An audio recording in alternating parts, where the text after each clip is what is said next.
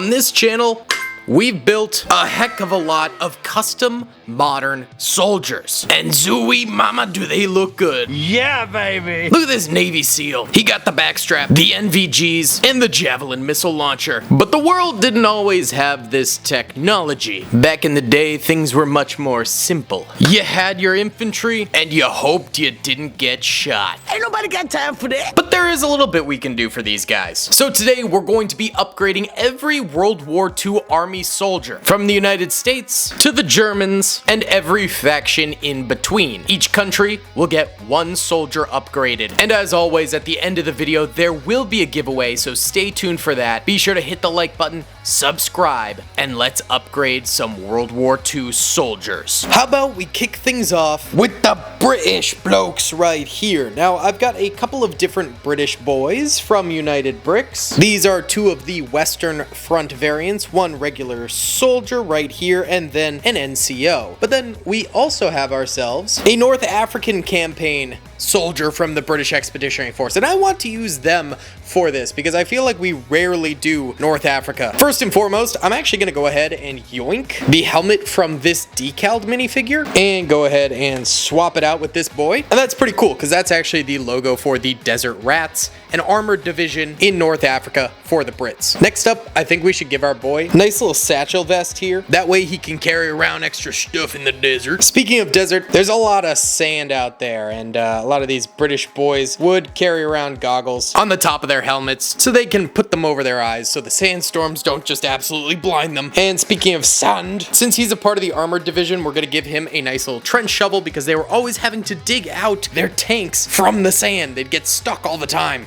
I'm tired of this, Grandpa. That's too damn bad. And finally, we'll go ahead and give our boy a nice Sten gun, a British weapon, which actually was used by commandos a lot during the war because it was compact, and also the magazine will pop out, making the gun a lot smaller. However, commandos also hated them because they were notorious, or infamous rather, for jamming. But there is our upgraded British Expeditionary Force soldier. Speaking of the British, how about we do one of their colonies now, the Australians. I think we all know these Aussies are goddamn insane, boy. So naturally, we're slapping on a little bushwhacking machete.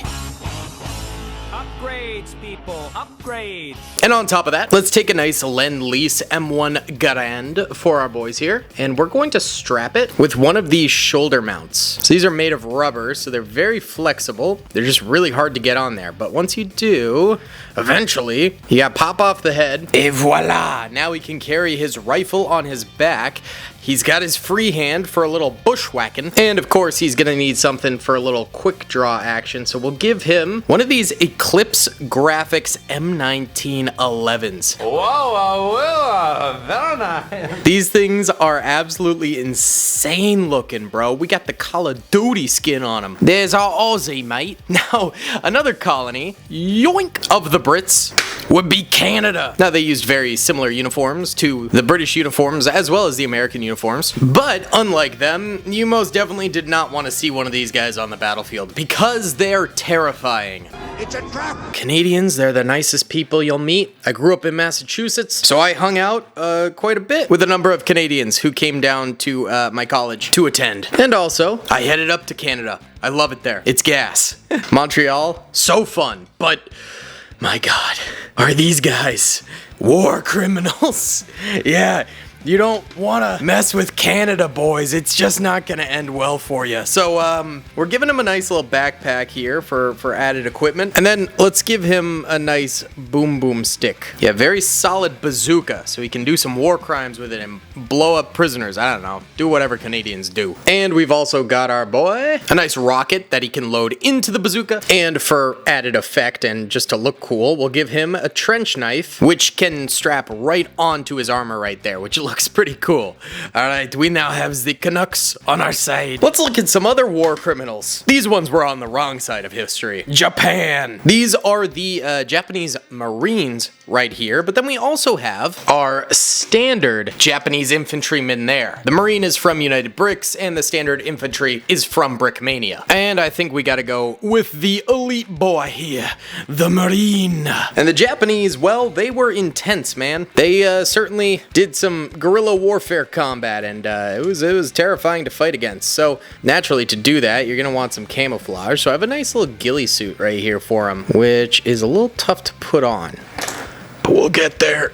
Yeah, there we go. Okay, that actually looks kind of cool. That's pretty sick. And then we gotta slap his old cranium protector back on him. And, you know, I mean, they're famous for their bonsais, so we're gonna give him a nice little katana. Now our boy's ready to ambush some U.S. Pacific Marines. Can you even see him anymore? Well, that's a test, because he's not on frame right now. You're just looking at a wall with a bush. Speaking of U.S. Pacific, why don't we do one of them now?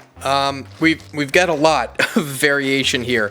And honestly, since the Pacific Army for the United States and the European theater for the United States were essentially two different armies, they enacted a law that if you fought on one front, you would never have to go to the other front. I always felt bad for the people who had to go to North Africa and then the rest of Europe, though. That sucks, because that is kind of like two fronts, but whatever. We've got a Pacific soldier right here. And then how about we use this trooper for the Western Front? Now, I do have a number of other U.S. troopers as well. From the Battle of the Bulge to U.S. airborne soldiers, there's a lot of them out there. Probably the most built minifigures next to the German army, who I would assume is the most. Are we the baddies?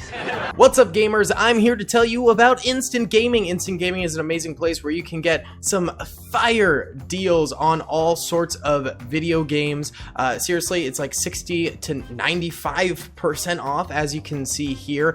These are all of the Star Wars titles they have. They literally have every Star Wars title. You can also get XCOM here, Men of War Assault Squad 2, all of the games I play on the channel you can buy here for extremely cheap prices. If you use my affiliate link in the description, it helps me out a ton. So thank you guys for listening to this sponsorship, and thank you to Instant Gaming for continuing to sponsor the channel. Now let's start with our Pacific boy here and rip his, no, not his legs, his head. There you go.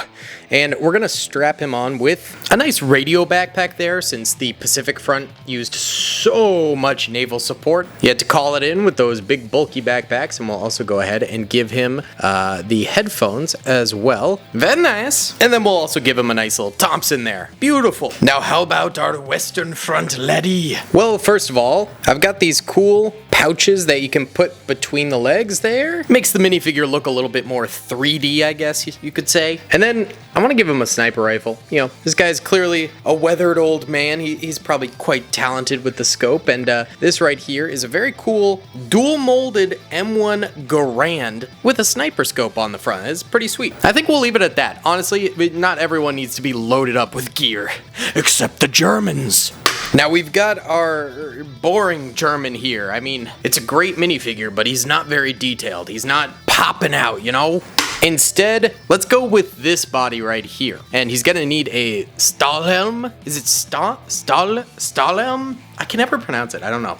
But we have a really cool custom one that's not like the Brick Arms one where they're just plain. This one actually has a nice little crest on it and some bolts around it, so it looks just a little bit more detailed. I think it's really nice. And then we've also got a nice Wehrmacht vest there. So my guy is looking very gray right now.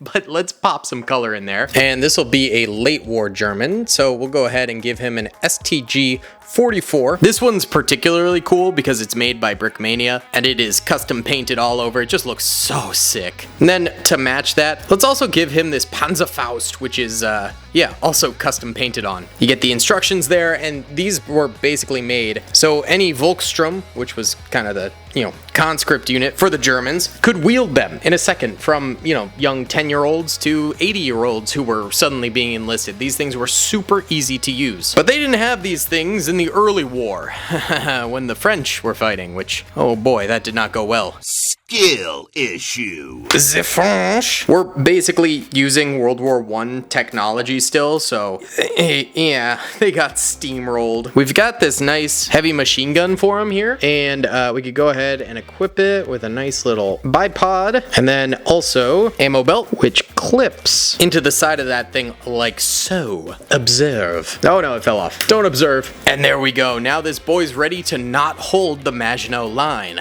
But you know who did hold and honestly had a horrible time the entire time? Well, that would be, I don't know why I had him sit down, the Soviet Union.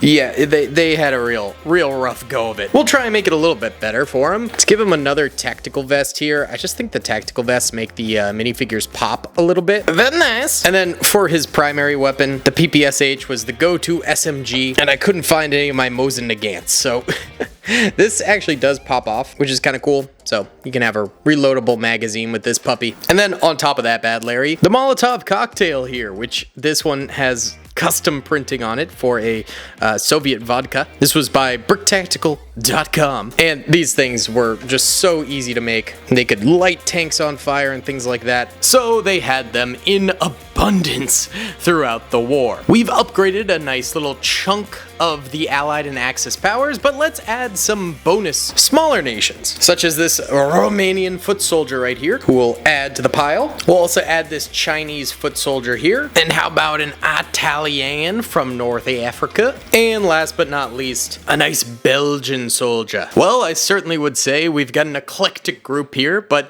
I like them. I think they're pretty cool. Now, the unit I'm going to be giving away in today's video is going to be this United Bricks Japanese soldier right here. All you gotta do to enter in to win is hit the like button, subscribe, and comment down below your favorite figure that you saw in this video. Either way, guys, thank you so much for watching. I hope you enjoyed. Please be sure to hit that like button. I'll see y'all in the next one. Peace!